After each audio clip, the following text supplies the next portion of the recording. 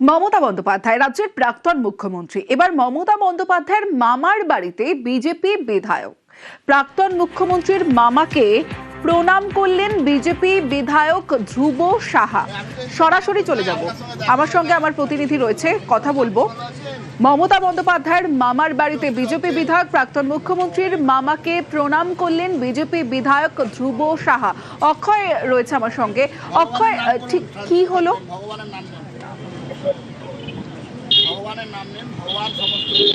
দেখো, তোমাকে জানিয়ে রাখি, আজকে রামপুরহাট 1 নম্বর ব্লকের যে কুসুম্বা গ্রাম, এই কুসুম্বা গ্রামেই প্রাক্তন মুখ্যমন্ত্রী মমতা বন্দ্যোপাধ্যায়ের মামার বাড়ি।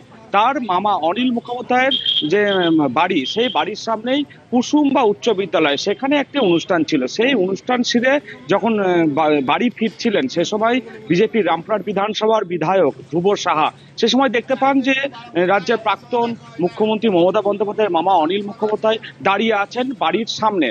সে সময় তিনি এগিয়ে যান এবং তাকে প্রণাম করেন। তারপর তার শরীর কেমন আছে সেই খোঁজ খবর নেন এবং মমতা বন্দ্যোপাধ্যায়ের মামা অনিল মুখোপাধ্যায় তিনি আবার বিজেপি বিধায়ককে অনুরোধ করেন আবার যেন আসেন এবং শরীর কেমন আছেন মামার সেই সমস্ত খোঁজ খবর নেন বিজেপি বিধায়ক ধ্রুব সাহা। এবং এই ঘটনা যারা সাক্ষী ছিলেন সে সময় গ্রামবাসী থেকে শুরু করে বিজেপির দলীয় যারা কর্মী, তারাও হতবাক যে একজন বিধায়ক, বিজেপি বিধায়ক যিনি রাস্তা দিয়ে পেরিয়ে যাচ্ছিলেন, সে সময় প্রাক্তন মুখ্যমন্ত্রী মমতা বন্দ্যোপাধ্যায়ের মামা অনিল মুখোপাধ্যায়কে দেখতে পেয়ে তিনি দাঁড়িয়ে পড়লেন হঠাৎ এবং তাকে প্রণাম করলেন এবং তার খোঁজ খবর নিলেন এই ঘটনা ঘিরে। বেশ, আমাদের এমএলএ বললাম সব ভালো থাকবেন, ভালোভাবে চলুক। আপনার ভাগ্নি হ্যাঁ, এখন ক্ষমতায় নেই, কেমন লাগে? কেউ হেরে গিয়েছে, লোকে ভোট দেয়নি, হেরে গিয়েছে, ঠিকই আছে, এরা 5 বছর চালাক, ভালোভাবে চালালে আবার এরাই হবে। অভিষেক ব্যানার্জি যে আপনার নাতি, তার জন্য দলের এই অবস্থা। যে যা বলছে সব শুনতে হচ্ছে, আমাদের কি বলার আছে? সে যাই কে